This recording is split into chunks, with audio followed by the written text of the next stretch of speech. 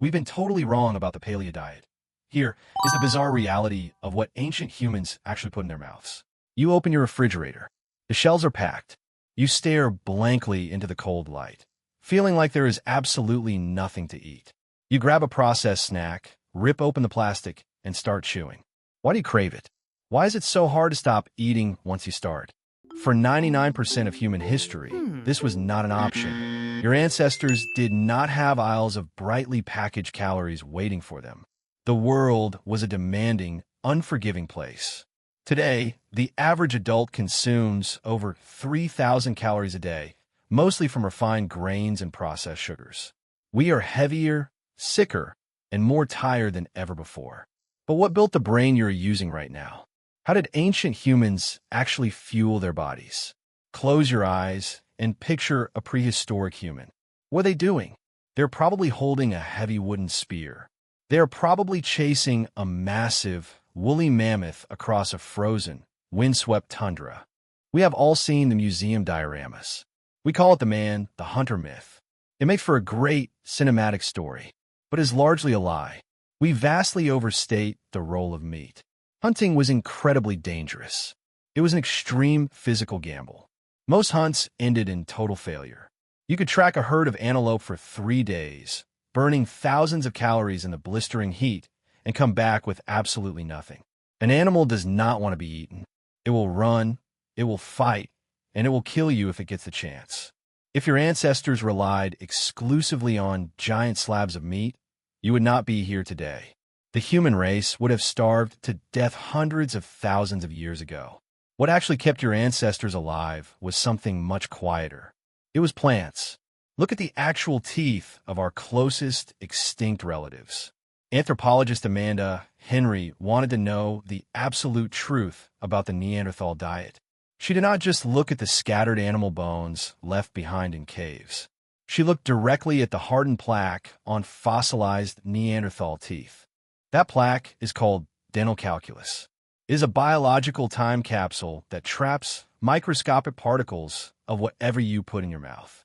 Inside that ancient plaque, she found something astonishing. She found microscopic plant fossils. There were starch grains from wild tubers, grasses, and legumes. And crucially, some of those starches showed clear signs of thermal alteration. They had been cooked. Your ancestors were roasting root vegetables long before anyone ever planted a field. They were digging up thick underground tubers. They were processing wild plants. Meat was the highly prized bonus, but plants were the reliable, everyday foundation. Plants did not run away. Plants did not gore you with a sharp tusk. But how hard did they have to work for it? We imagine ancient life as a desperate, unending scramble for the next meal. We assume they were constantly on the brink of starvation, fighting for every single scrap. This is another modern illusion. Look at the modern hunter-gatherers. In the 1960s, anthropologist Richard Lee traveled to the Kalahari Desert in southern Africa. He wanted to study the Jew/Hoansi people. The modern world assumed these foragers lived a brutal, starving existence in a harsh desert. Lee tracked every single calorie they consumed. He measured every single hour they worked. The results shocked the scientific world. They were not starving. They were incredibly well fed, and the bulk of their calories did not come from meat. Up to 80% of their daily diet came from gathered plants. The absolute cornerstone of their survival was the mongongo nut. It is a nutrient-dense powerhouse that has 5 times the calories of cereal crops per ounce. It is incredibly drought-resistant. These nuts, along with wild melons and roots, were gathered primarily by women. The women were the true, reliable breadwinners of the ancient world. They knew the landscape perfectly. They knew exactly when the nuts would fall. They knew which roots held precious, life-saving water. And they did not work themselves to the bone. Lee found they only spent about 15 to 20 hours a week actively finding food. The rest of their time was completely their own. Anthropologist Polly Wiesner later studied how these tribes spent their evenings. They sat around the glowing campfire. They did not talk about work. They told stories. They joked. They sang. They had more leisure time than the average modern office worker. Their diet was rich, varied, and completely sustainable. So let us reconstruct a typical day. It is early morning. You wake up on the savannah. The sun is just starting to warm the dry grass. You do not eat immediately. There is no breakfast waiting in a cardboard box. Your body is biologically designed to move, hunt, and forage on an empty stomach. You walk out into the landscape. It is not a random, desperate search. It is a highly mapped, intelligent journey. To be a hunter-gatherer is to be a master botanist. You have memorized the life cycles of hundreds of different plants. You hold a simple, sharpened wooden digging stick. You scan the uneven ground. You spot a specific, unremarkable vine. You know exactly what lies beneath it. You dig into the hard earth. You pull up a massive, fibrous tuber. Raw, it is incredibly tough and mildly toxic. It would break your teeth and severely upset your stomach. If you ate it like this, you would gain 0 calories. But you are not just any animal. You have a superpower. You have fire. You bring the root back to the camp. The fire is crackling. You bury the tuber in the glowing embers. The intense heat begins to fundamentally change the food. It breaks down the complex, indigestible starches. It destroys the natural plant toxins. The heat softens the tough fibers. You pull it out, peel back the charred skin, and take a bite. It is soft, sweet, and bursting with easily absorbed energy. This was the greatest turning point in human history. Anthropologist Leslie Aiello proposed a brilliant concept called the expensive tissue hypothesis. It explains exactly why you're so smart. Your brain is a massive energy hog.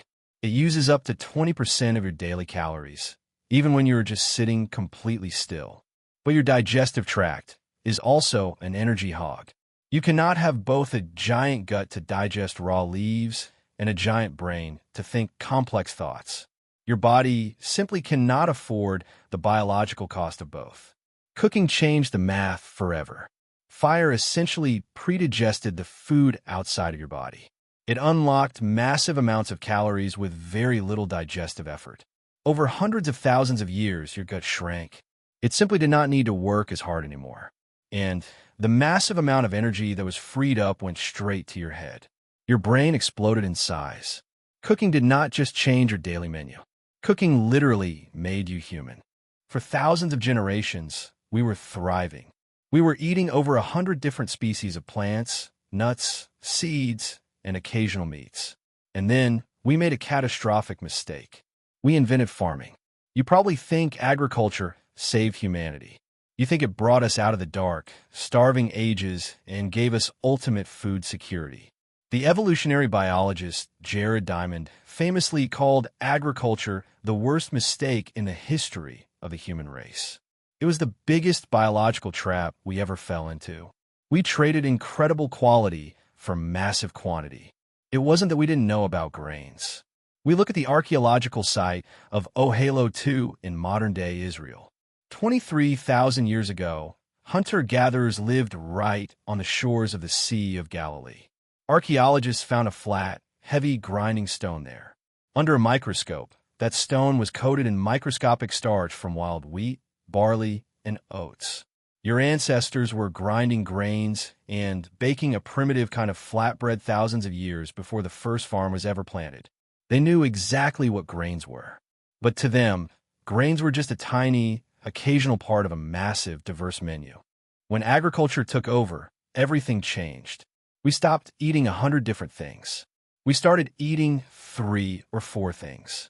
Wheat, rice, corn. We built our entire global survival around massive piles of bland carbohydrates. The fossil record from this transition is completely undeniable.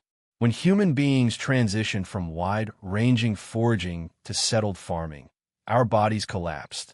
The skeletons of early farmers are starkly different from the tall, robust skeletons of hunter-gatherers. The farmers were significantly shorter. Their bones were thinner and much more brittle. They showed severe signs of malnutrition and iron deficiency. Because they were constantly eating soft, sugary grains, rampant tooth decay appeared on a massive scale for the very first time in human history. We traded a rich, perfectly balanced diet for a mountain of cheap calories. Farming also tied us to one piece of land. We started living shoulder to shoulder with domesticated animals. Viruses jumped species. Measles, smallpox, the flu. These catastrophic diseases did not exist in small, roaming hunter-gatherer bands. They're the direct result of the agricultural revolution.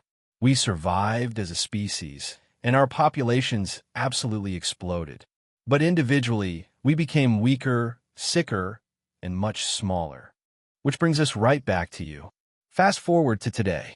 Your physical body does not know that the world has fundamentally changed. As far as your biology is concerned, you are still living on the ancient savanna. Your brain is hardwired to seek out rare, high-energy foods. In the ancient world, sugar was an incredibly rare, valuable treasure. You might find it in a patch of ripe fruit for a few weeks a year, or in a highly guarded wild beehive. Fat was the ultimate, hard-won prize of a successful, dangerous hunt. When your ancestors found sugar or fat, their brains flooded with a massive, intoxicating wave of dopamine. The biological instruction was simple and urgent. Eat as much of it as you possibly can right now, because it will be gone tomorrow.